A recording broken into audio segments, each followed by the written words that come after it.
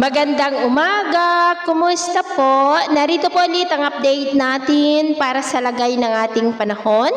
Ngayong umaga po ng July 5, 2026. Sa ngayon po ay nananatili na walang habagat na umiiral dito sa ating bansa pero nagbabanta ulit yan na lalakas next week dahil mahahatak po ng bagyo na nasa labas ng ating area of responsibility.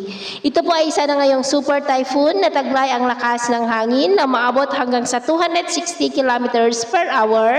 Base po yan sa datos ng Joint Typhoon Warning Center ng Amerika. At bukas ay nagbabanta na po yan na maglandfall sa mga isla ng Guam. At sa Martes ng gabi, posible na po yan na makapasok sa ating area of responsibility at tatawagin na po sa local name na Bagyong Inday. At may posibilidad rin na itaas ang wind signal number 1 agad-agad pagpasok sa PAR sa ilang bahagi ng Northern Luzon at ang pinakamataas na wind signal na itataas ay posibleng number 4 lalo na po dyan sa may extreme Northern Luzon at ilang bahagi ng Cagayan sa lalo pa po na paglapit ng napakalakas na bagyong ito at mahahatak rin ito ang habagat na magdudulot ng mas malalakas na buhos ng ulan sa kanluran po ng ating bansa sa susunod na mga araw. At ito naman ay pinapakita ng forecast model natin pong ginagamit hanggang po sa susunod na 2 linggo.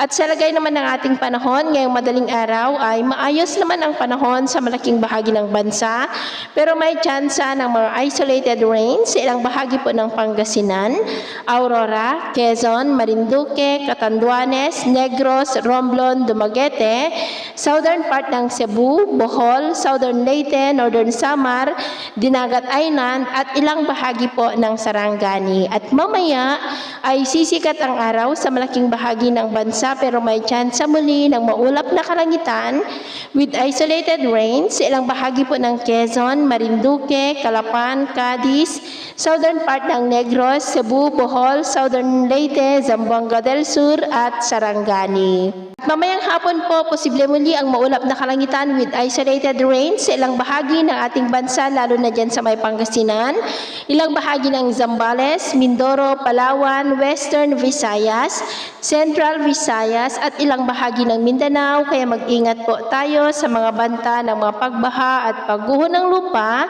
Ganoon na rin po sa panganib na dulot po ng mainit na panahon. At sa atin naman pong mga baybayin, wala naman po tayong nakataas na anumang gale warning signals, pero iba yung pag-iingat lamang po kung papalaot tayo para mas makaiwas sa mga sakunang pangkaragatan.